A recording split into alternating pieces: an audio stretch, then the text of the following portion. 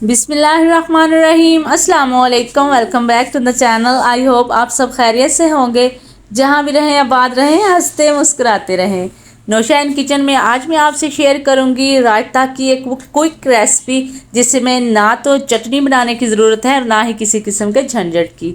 2 minute में ये रायता बनकर तैयार हो जाता है। तो चलते हैं जी, बनाना स्टार्ट कर लेते हैं। उसके लिए सबसे पहले तो यहाँ पे हमने हाफ केजी दही ले लिया है। इसमें ऐड करेंगे 1 टीस्पून काली मिर्च, 1 टीस्पून नमक। बस ये 2 स्पाइसेस ही इसमें ऐड करेंगे। इससे बहुत ही ज़बरदस्त सा फ्लेवर आएगा। इन स्पाइसेस को मिक्स कर लेंगे। एक बात का आपने ख़ास ध्यान रखना है कि दही जो है वो बिल्कुल फ्रेश लेना है। बासी दही का इस्तेमाल बिल्कुल भी नहीं करना, तभी तो रायता जो है वो टेस्टी बनकर तैयार होगा। स्पाइसेस मिक्स कर लेने के बाद इसमें ऐड करेंगे कुछ वेजिटेबल्स। सबसे पहले इसमें जाएंगे जी प्याज। एक मीडियम साइज़ का बिल्कुल बारीक कट किया हुआ प्याज ऐड करेंगे। एक मीडियम साइज़ का टमाटर और एक अदद खीरा जाएगा। आपको जो वेजिटेबल्स भी पसंद हैं वो आप इसमें ऐड कर सकते हैं। लेकिन एक बात का आपने ख़ास ध्यान रखना है कि जो भी वेजिटेबल्स इसमें ऐड करें उनको बिल्कुल बारीक कट करना है, क्योंकि रायता बना रहे हैं तो रायते में सब्जियों की कटिंग जो है वो बहुत ही मैटर करती है। क्योंकि जो चीज़ देखने में खूबसूरत लगती है, खाने में भी वही टेस्टी होती है। तो माशाल्लाह से देखें जी, वेजिटेबल्स मिक्स हो चुकी हैं। तो इसे मज़ीद टेस्टी और ख़ूबसूरत बनाने के लिए इसमें ऐड कर देंगे 1 टेबलस्पून सब्ज़ धनिया और इसे भी अच्छे से मिक्स कर लेंगे।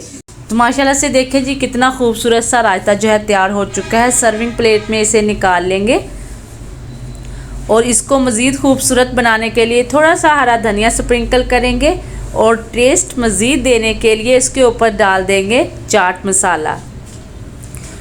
जितना आपको पसंद हो वो आप इसमें ऐड कर सकते हैं। और भुना हुआ ज़ीरा 1/4 टीस्पून इसके ऊपर स्प्रिंकल करेंगे और ज़बरदस्त सा क्विक सा रायता जो है वो 2 मिनट में बनकर तैयार हो जाएगा। आप इसे रोटी के साथ सर्व करें या फिर चावलों के साथ, बहुत ही टेस्टी लगता है और बहुत ही मज़े का बनकर तैयार होता है। एक बार तो आपने इसे ज़रूर ट्राई करना है और जब भी रेसिपी ट्राई किया करें अपना प्यारा सा फीडबैक ज़रूर दिया करें। मुझे आपके प्यारे से कमेंट का इंतज़ार रहेगा।